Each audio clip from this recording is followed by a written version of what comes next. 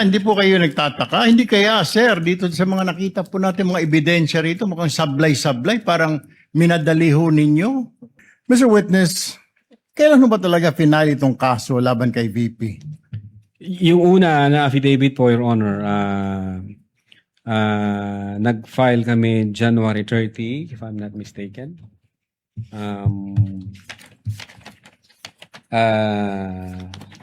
Taon po, anong taon? 2025, sir. 2025. And then nag-require po ang Department of Justice ng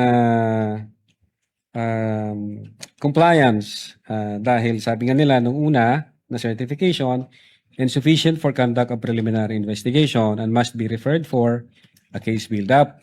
Now, ang ginawa po namin, kinumply po namin yung kanilang mga requirements. And then, come 11 February 2025, niresubmit po namin yung aming affidavit of investigation, Your Honor.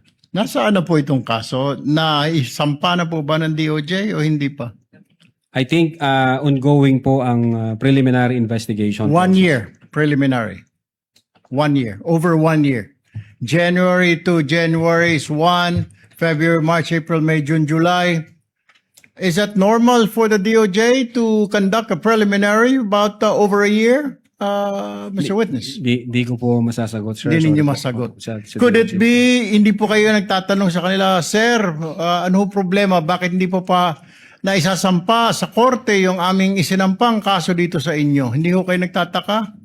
Ang alam ko, sir, Your No, Honor, hindi po, kayo nagtanong po sa kanila kung bakit? May kulang pa po ba DOJ? Ano po ang kakulangan? pag ang referral po, Your Honor, is nasa DOJ na, hands off na ho kami doon. Sila ho ang magde-decide noon kung paano nila ipaprocess yung dokumento. Kaya nga, hindi po kayo nagtataka. Hindi kaya, sir, dito sa mga nakita po natin mga ebidensya rito, mukhang sablay-sablay, parang minadali ho ninyo.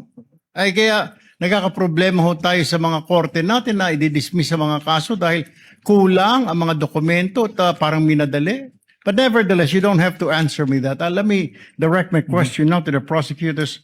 Mr. Prosecutor, Yes. ito po mga ebidensya na nakita ho natin, hindi pa ninyo ni-review na may mga nakita, hindi nyo nakita itong inconsistencies. Doon nga po sa sinasabi ng defense na pinirmahan, sinubscribe, pero mas maaga yung pagtanggap. Your Honor, as to whether we perused that, Your Honor, please, unfortunately, we were not party to the preparation of this. No, but this was documents. submitted Yes, Your as Honor. evidence, right? Yes, Your Correct. Honor, please. Yes, Your Honor, please. That's why this Pero- witness is more than competent to answer that. But the main point of the prosecution, Your Honor, please, they already filed and complied with these requirements and addressed these defects, if you may, by filing a February 10, 2025 affidavit investigation. That's why, if you have observed our good Senator Judge, we have been objecting as to the relevance of this. Exactly because what is in contention now is the latest affidavit of investigation that is now pending before the DOJ, Your Honor, please. All right. And just a quick manifestation to the NBI. Mr. Witness, next time po pag nagsampaho kayo ng kaso, make sure, kaya nga I was asking you kanina, I already have this feeling something is wrong dahil sobrang tagal na sa DOJ ng kaso ninyo. There's something wrong with the case. Siguro po, next time, make sure na yung kaso isasampa ninyo is airtight. Tama po. Kasi madidismiss yan.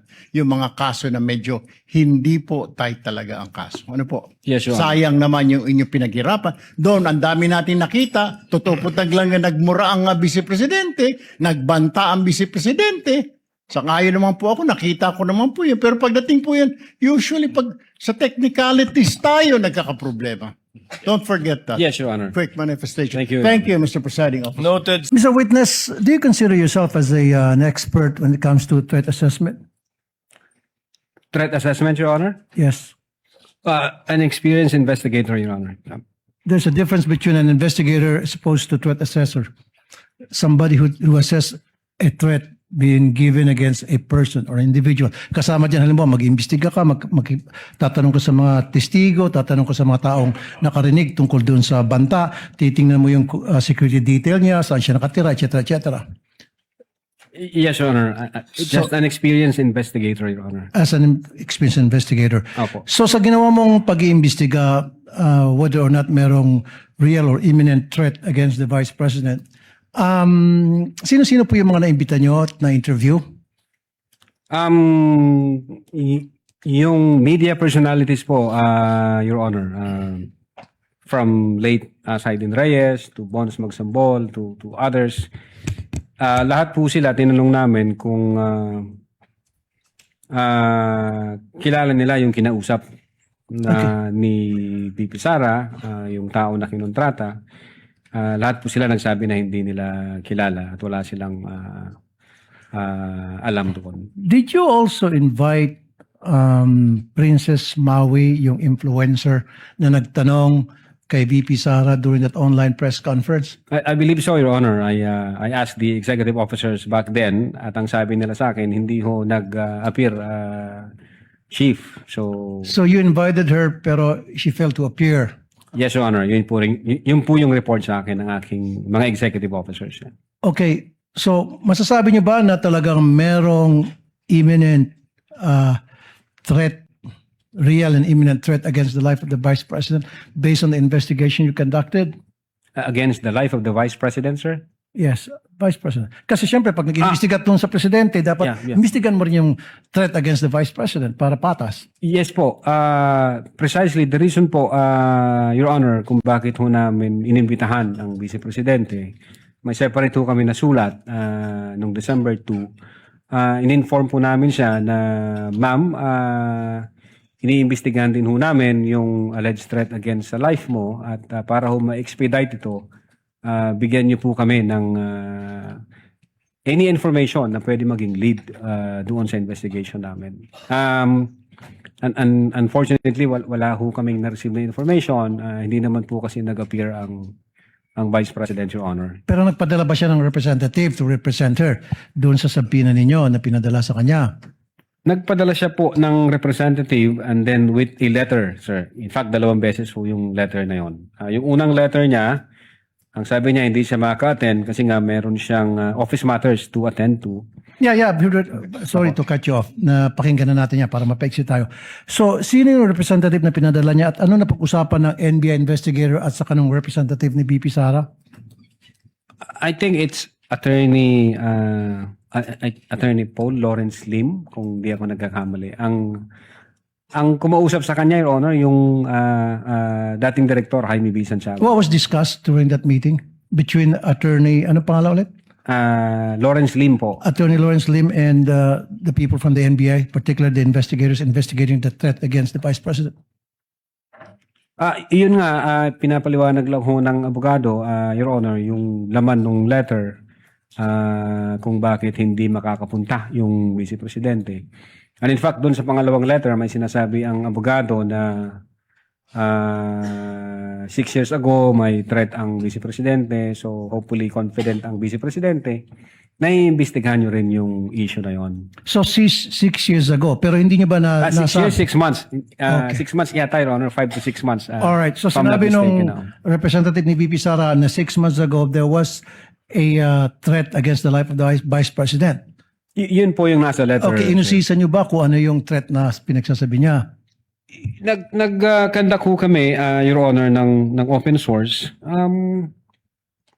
Wala ho kami na-validate, sir, na aside doon sa pag-aalis ng 75 personnel na security personnel from BPSPG, Okay. and then inilipat ho sa Manila, wala ho kaming na-validate nor na-confirm. Wala na-validate. Pero- Your Honor, insofar ho as Cybercrime Division is concerned, pero hindi ko po alam, baka yung intelligence service namin meron o kaya yung director may alam. Last na lamang, Mr. Witness.